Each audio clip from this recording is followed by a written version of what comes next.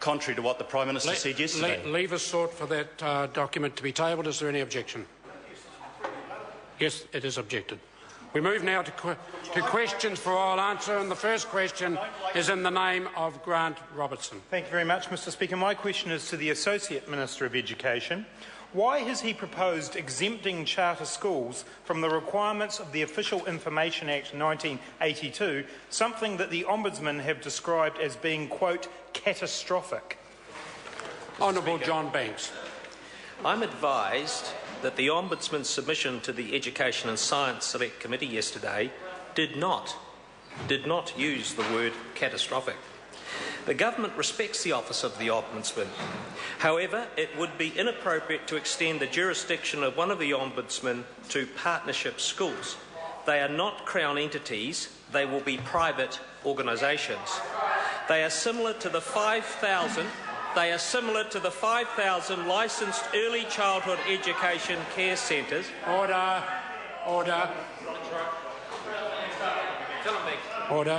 They are similar to the 5,000 licensed early childhood education and care centres, independent schools, private training establishments and industry training organisations who are not subject to the OIA and the Ombudsman Act. Supplementary question. Why should charter schools be less accountable to parents and the community than other schools? Honourable John Banks. Charter schools are going to be more accountability to the community. More accountable to the community. Let me tell you the ultimate... Order. Let me tell the member who hasn't read the legislation, doesn't understand it, the ultimate safeguard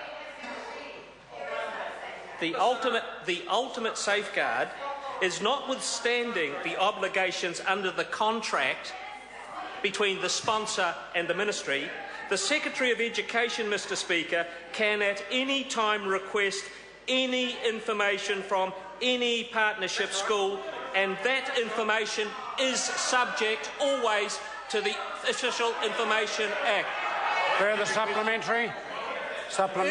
Grant Robertson. Is he aware that the Ombudsman found that violence and bullying at Hutt Valley High School were inadequately dealt with through Ministry of Education and ERO processes and only fully came to light as a result of an Ombudsman's investigation? And why is he prepared to put the safety of children at risk by not having charter schools subject to the OIA and the Ombudsman's Act?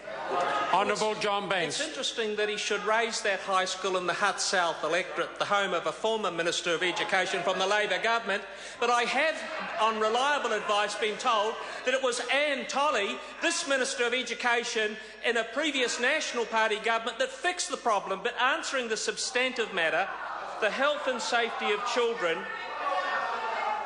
You go, Betsy. Order. The health and safety of children is of the highest importance at all schools. At all schools. There will be a higher level of obligation on partnership schools than other schools, a higher level of obligation. The government will ensure the health and safety of all children at partnership schools through a specific statutory duty that will be enforced through the partnership schools contracts, and all information sought by the Ministry of Education will be sought and given and subject to the OIA. Supplementary question, Grant Robertson. What is he so scared of in his charter school model that he will not allow it to be held to account by the Ombudsman's office as the Ombudsman requested at the Select Committee yesterday? Honourable John Banks. Because simply, Mr Speaker, as I said in the original answer to the question, that there are over 5,000 licensed early childhood education and care centres that are not subject to the OIA. Independent schools are not subject to the OIA. Private training establishments are not subject to the OIA. Industry training organisations are not subject to the OIA. Why partnership schools? I ask the member, why partnership schools? Supplementary question, Grant Robertson. Answer. Is the Minister aware that private prisons are subject to the Official Information Act, and why is it that private prisons should be subject but not partnership schools? Honourable John Banks. there's no matters regarding prisons in the legislation, Mr. There's no matters regarding it. Why doesn't the member read the legislation? The ultimate test for that member.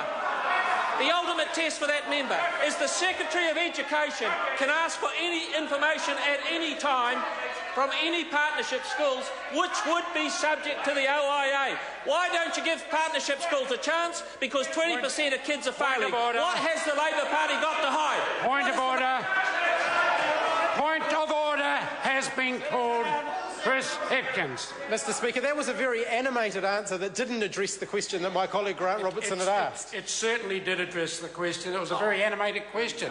Why is the minister scared of something? So it's a very... Point of order. Mr. Speaker, that question was whether or not Mr. Banks was aware, in light of his answer to the previous question, that private prisons were subject to and I think he very adequately answered the question in a very lengthy process. It was very hard for the members to hear the answer. I was listening carefully, and that was because of a very excessive amount of noise coming from the members' own benches. Are there further supplementaries? Supplementary. Point of order. Right Honourable Winston Mr. Speaker, the problem with that answer was that it contained a series of questions of the person who was asking the question in the first place, which is not allowed here. I think, again, with respect, Mr. Peters, that was again the previous answer given where the minister asked a question, which isn't exactly appropriate, I agree. But in this case, it's a robust exchange. Are there further supplementary? Point of order. I'm sorry, Mr. Speaker, we could not hear Mr. Banks' answer. We would like the question again because it's impossible to hear it. Well, you are not getting the question again, but it would be certainly helpful. It would certainly be helpful as having the Labor member asking a question if his own side could refrain from the level of interjection we were receiving. Further supplementary. Speaker. Point of order, Grant Robertson. I respect the fact that we need to ensure that members can hear answers. The problem we had, Mr. Speaker, was that Mr. Banks wasn't answering the question, was obfuscating. That is now questioning a ruling that I've made. I have categorically stated that, in my opinion, Mr. Banks adequately answered the question, particularly in the tone in which the question was asked. Point of order, Clayton Cosgrove. Could I simply ask you then, sir, to review the tape after the session, because I think it may be of assistance to you. On this occasion, for the benefit of the member, I will review the tape. Further supplementary. Mr. Speaker, supplementary question, Grant Robertson. Is the minister's own experience in refusing to allow his witness statement on the Kim.com investigation to be released under the OIA influencing his decision to make sure that charter schools are not accountable under the OIA? Honourable John Banks. Mr. Speaker, there's no information in the bill before the Select Committee that's got anything to do with Kim.com or any of his cronies. Point of order, Grant Robertson. Order. Point of order. Well, there's a point of order, Mr. Speaker. There's a point of order being sought by Grant Robertson that should now be heard in silence. Thank you, Mr. Speaker. Grant My Robertson. question didn't ask anything about a bill before Select Committee. I accept that. Would the member please repeat his question? As close as I can get to it, Mr. Yes. Speaker. Is the minister's own experience with withholding his witness statement given around the Kim.com donation affair influencing his decision to make sure that charter schools are not accountable under the OIA? Honourable John Banks. Mr. Speaker, the problem with the OIA is it is a reactionary process towards a question being asked to the statutory authority. What we're doing with the legislation is getting in front of that with robust contracts for partnership schools with the Ministry of Education. That means that at any time the Secretary of Education can ask for information that then is subject to the OIA, and I'm supportive of that, and all my experience around the OIA said that's a good way to work. Point of order, Grant Robertson. We could try for third time lucky, Mr. Speaker, but that did not answer the question. It was a fairly simple question of whether he was being influenced by the fact he's withheld information around the Kim.com affair in the decision about charter schools. It's quite a simple question. I haven't had it answered. I accept that point, and the only way we can attempt to get the answer is by attempting to do it for a third time. I invite the member to ask the question. Very good, Speaker. Is the minister's own experience of withholding his witness statement in the Kim.com affair around donations to his mayoral campaign influencing his decision that charter schools should not be held accountable under the OIA? No.